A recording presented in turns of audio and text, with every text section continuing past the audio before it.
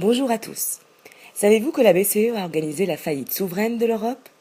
En effet, elle a entamé la restructuration des dettes souveraines excessives en zone euro. Vous avez demandé sûrement comment. C'est très simple, avec ses programmes de rachat de dettes souveraines, à savoir le LTRO, le SMP et l'OMT. Le but de notre vidéo est de vous présenter ce que sont ces trois acronymes. Tout d'abord, nous allons vous remettre dans le contexte de la crise souveraine. À cause de la crise de la dette souveraine, les banques européennes n'aspiraient plus confiance. Le marché obligataire leur était fermé alors qu'elles devaient lui rembourser près de 1000 milliards d'euros avant 2015. Si la Banque centrale n'était pas intervenue, les institutions financières risquaient de couper tout crédit à la sphère privée, ménages et entreprises.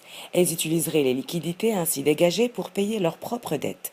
La crise se transmet alors à l'économie réelle, ce qu'on appelle le credit crunch, c'est-à-dire assèchement du crédit. Or, les pays en difficulté de la zone euro ne peuvent compter ni sur l'inflation, ni sur la dévaluation, puisqu'ils peuvent rester dans l'euro, ni sur la croissance. Il ne reste donc que le défaut, appelé aussi restructuration des dettes. Ainsi, Mario Draghi, arrivé à la tête de la BCE en 2011, instaura une politique non conventionnelle. Il ne suit plus les objectifs principaux de la BCE, à savoir limiter l'inflation dans la zone euro.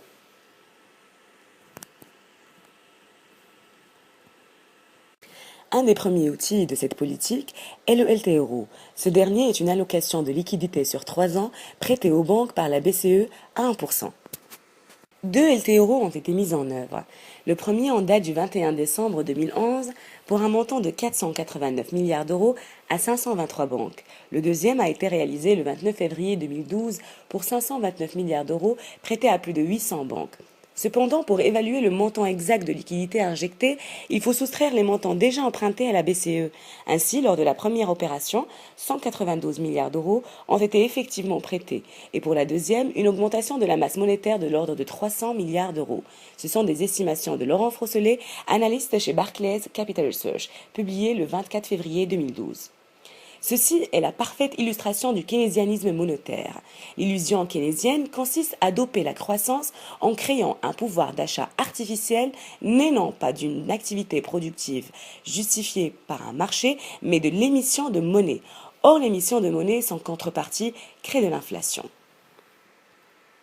Ces opérations ont eu pour effet d'augmenter l'ensemble des prix des actifs risqués en Europe.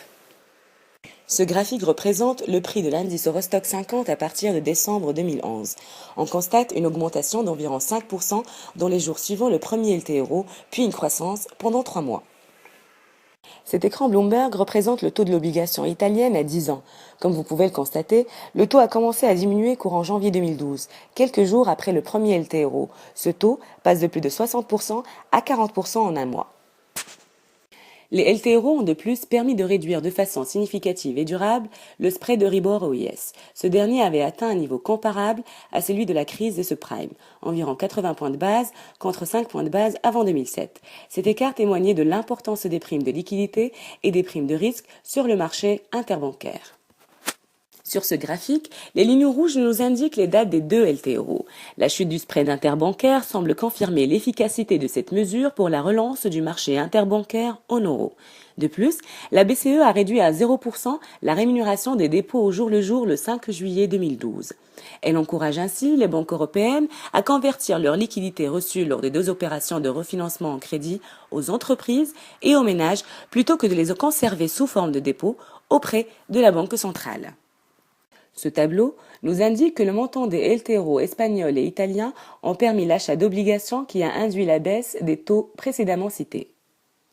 Le deuxième outil de cette politique non conventionnelle de la BCE est le SMP. Ce dernier est un programme d'achat d'obligations souveraines sur le marché secondaire, temporaire et limité. Le SMP a été lancé en mai 2010 pour aider la Grèce, puis d'autres pays membres, et cela pour un total de plus de 210 milliards d'euros. Le SMP est stérilisé. La BCE ne fait pas tourner la planche à billets pour ses achats.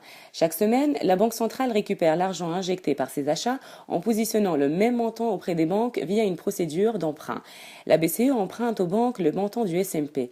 Cela veut dire qu'officiellement, la BCE va reprendre d'une main ce qu'elle donne de l'autre. Ainsi, toute la monnaie de la Banque centrale émise pour acheter des dettes périphériques de la zone euro sera reprise pour que la masse monétaire ne progresse pas. Le SMP avait rapidement fait l'objet d'une controverse animée entre autres par le président de la Bundesbank de l'époque, Axel Weber, ce qui a contribué à lui faire rapidement de sa crédibilité aux yeux des marchés. Les effets de telles mesures ont été faiblement efficaces, pas de conditionnalité des programmes d'achat à une discipline budgétaire et fiscale des États secourus, programmes limités en montant et dans le temps, donc insuffisants pour enrayer la spéculation des marchés. Les impacts positifs de ce programme sont visibles sur les taux à long terme de la zone euro. Nous allons présenter par la suite les rendements des emprunts d'État italiens et espagnols à 5 ans.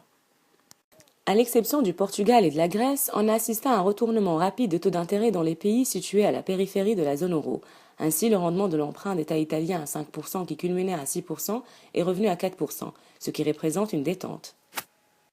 Même constat en Espagne où les emprunts d'État à 5 ans ont fortement diminué. Le dernier outil de cette politique non conventionnelle est l'OMT. Ce dernier, tout comme le SMP, est un programme d'achat d'obligations souveraines de court terme sur le marché secondaire. Cependant, celui-ci est de nature illimitée, c'est-à-dire que la BCE ne se fixe pas de limite quant au nombre de pays aidés et sur le montant prêté.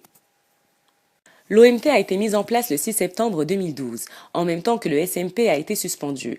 Son but, tout comme son prédécesseur, est de réduire les coûts d'emprunt avec stérilisation, mais de manière plus efficace. Comment fonctionne-t-il? La BCE, via les banques centrales nationales, achètera des obligations de certains pays membres pour faire baisser leur taux d'intérêt. Elle interviendra autant que nécessaire en tenant compte d'un ensemble de critères. Taux, prime de risque, volatilité, CDS, etc. sont dévoilés les niveaux visés. Ces achats se feront auprès des investisseurs et non des États. Quels sont les pays concernés? Tout pays de la zone euro qui demande et bénéficie d'une aide des Européens pourra profiter du dispositif. Sont aussi concernés les États qui bénéficient actuellement d'un programme d'ajustement économique, mais seulement lorsqu'ils reviendront sur les marchés.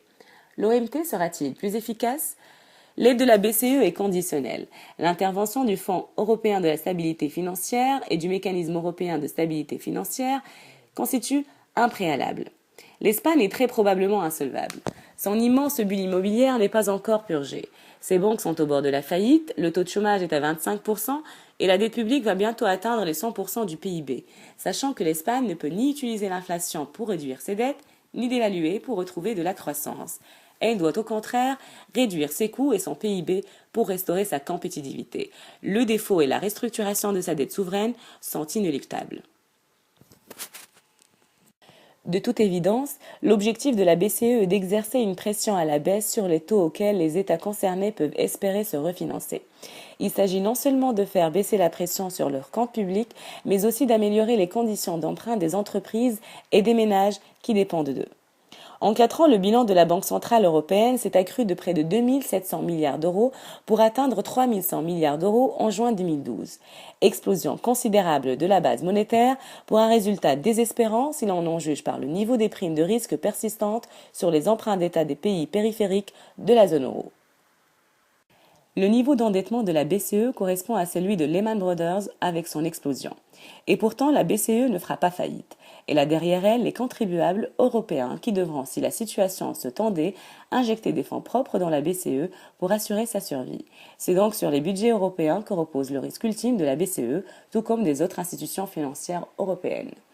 Mais il n'y a pas que la taille du bilan, il y a aussi la qualité des sûretés déposées par les banques. Pour permettre une intervention plus importante de la BCE, il a fallu admettre en gage des titres qui n'atteignaient pas le niveau de qualité que l'on attend des banques centrales.